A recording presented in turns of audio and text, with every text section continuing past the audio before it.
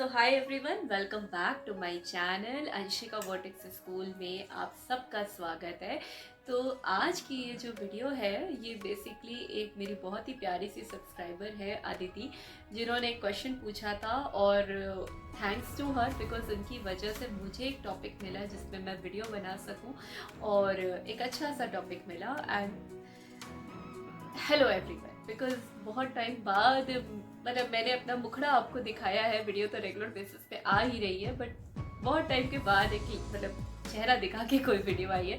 So question पे आते हैं। तो अदिति का क्वेश्चन ये था कि अगर हम आपको मतलब कॉन्स्टेंटली कोई पर्सन या कोई चीज़ या कोई इवेंट या कुछ भी ऐसा आपकी लाइफ में है जो कॉन्स्टेंटली आपको बॉदर कर रहा है, तो आप किस तरीके से अपना दिमाग उस चीज़ से हटा सकते हैं।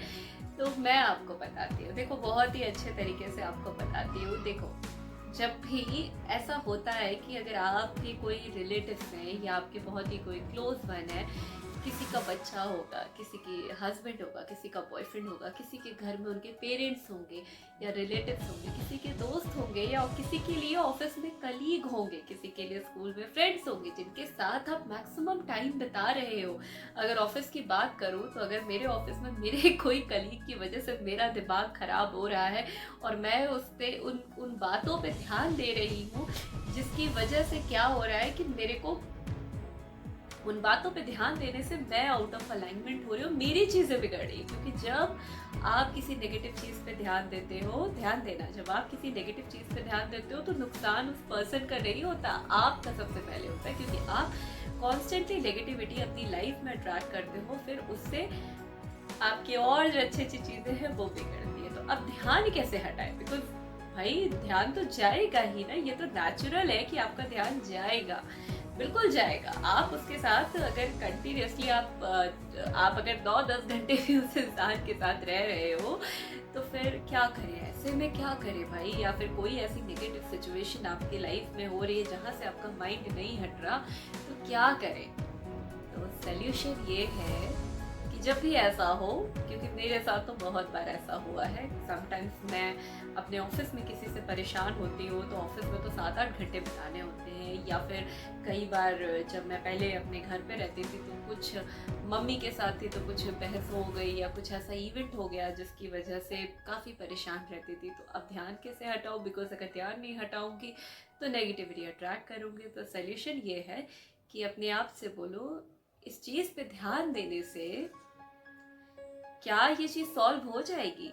अगर मैं इस चीज़, ये जो इस इवेंट हो रहा है या ये जो पर्सन का बिहेवियर है या ये जो कुछ भी बुरा हो रहा है, अगर मैं इस पे पूरे 24 घंटे, चलो मैं ध्यान लगाती हूँ अच्छे से, एकदम इस पे मंथन चिंतन करती हूँ, लेकिन क्या मेरे ऐसा करने से वो चीज़ सॉल्व हो सकती है? क्या उस पर्सन का बिहेवियर बदल सकता है? क्या ये जो बुरा हो रहा है, क्या ये चीज़ अच्छी हो सकती है?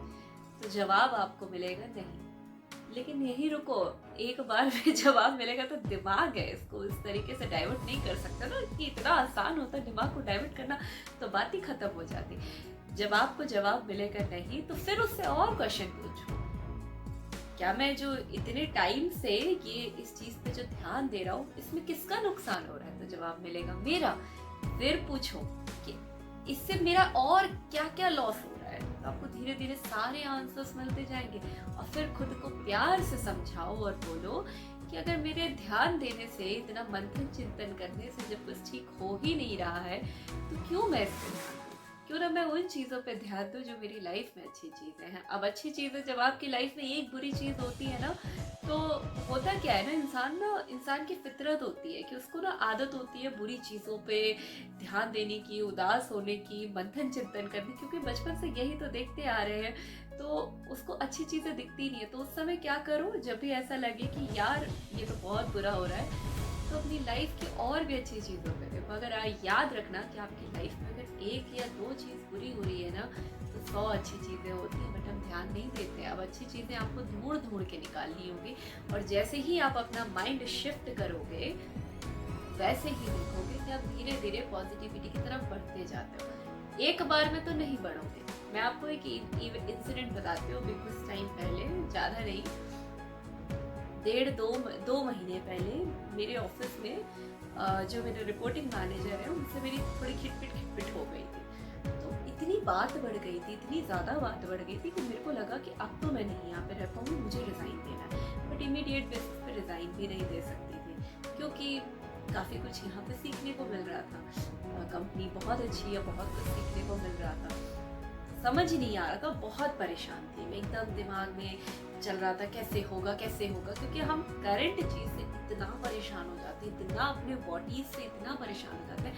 और बात बस इतनी सी थी, लेकिन ईगो इतना मेरे ऊपर हावी था, क्योंकि जब ईगो आप पे हावी होता है ना, तभी चीज़ें बिगड़ती। इतना ज़्यादा ईगो हावी हो गया कि मैं बस परेशान हो रही थी, और मैंने सिर्फ अपना टाइम वेस्ट किया। एंड ट्रस्ट मी, जब मैंने छोड़ दिया कि भाड़ में जाए यार, मेरे सोचने से तो कुछ ठीक होगा नहीं, देखा जाएगा, जो होगा देखा जाएगा। और हार्डली 3 से 4 दिन बीते नहीं, सब कुछ सॉल्व हो गया। उन्हीं से मेरी इतनी अच्छी बॉन्डिंग हो गई, मेरी इतनी अच्छी बातचीत हो गई, मेरा काम उनको इतना अच्छा लगने लगा, सब कुछ सॉल्व हो गया। तो कैसे हुआ? क्योंकि मैंने ध्यान हटा दिया, मैंने और जो लाइफ की अच्छी चीज़ें थी उन पे ध्यान दिया। लिस्ट ऑफ पॉजिटिव एस्पेक्ट किया अपने मैनेजर के लिए कि यार वो और उनकी अच्छी चीज़ें हैं ना, उन पे ध्यान दो ना। एक चीज़ बुरी होती है तो हम 10 अच्छी चीज़ें भूल जाते।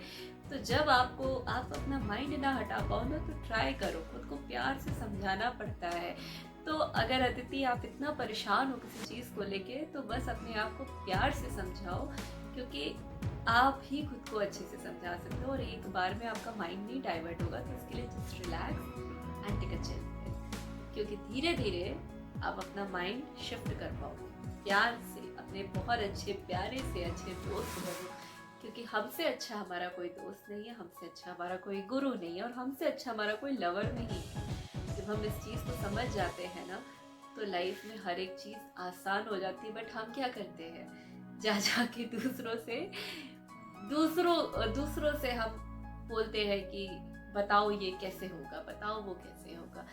तो इस तरीके से, और कोई आप सबसे गलत चीज़ ये होती है कि जब आप ये एक्सपेक्ट करते हो कि तुम ऐसा करो ताकि मैं खुश रहूँगी, तो याद रखो कि जब वही इंसान आपसे ऐसा एक्सपेक्ट करेगा कि तुम ऐसा करो तभी मैं खुश रहूँगी, तो आप करोगे? नहीं करोगे यार। हर इंसान के पास अपनी फ्री विल होती है, और नेगेटिविटी आना समटाइम ज़रूरी होती है, क्योंकि उससे हमारा एक्सपेंशन होता है।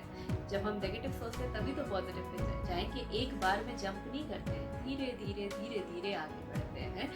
गाड़ी एक बार में चलाना नहीं सीखता है इंसान, धीरे धीरे सीखता है। तो वैसे ही माइंड है, धीरे धीरे डाइवर्ट करो, धीरे धीरे।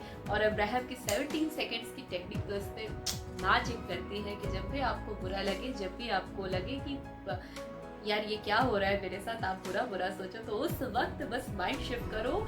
जैसे अभी बताते हो, जैसे रोज के बारे में सोचो, रोज कैसा दिखता है, रेड रोज, सोचो सो ब्यूटीफुल, उसमें जो पंखुड़ियाँ हैं, उसके जो लाल रंग हैं, वो वाओ इतना ब्यूटीफुल रोज दिखता है। और उसकी एप्रिसिएशन के बारे में सोचो। जैसे मैं रोज का नाम ले रही हूँ, 17 सेकेंड बस इसके बारे में सोचो, देखो आपका माइंड शिफ्ट हो जाएगा।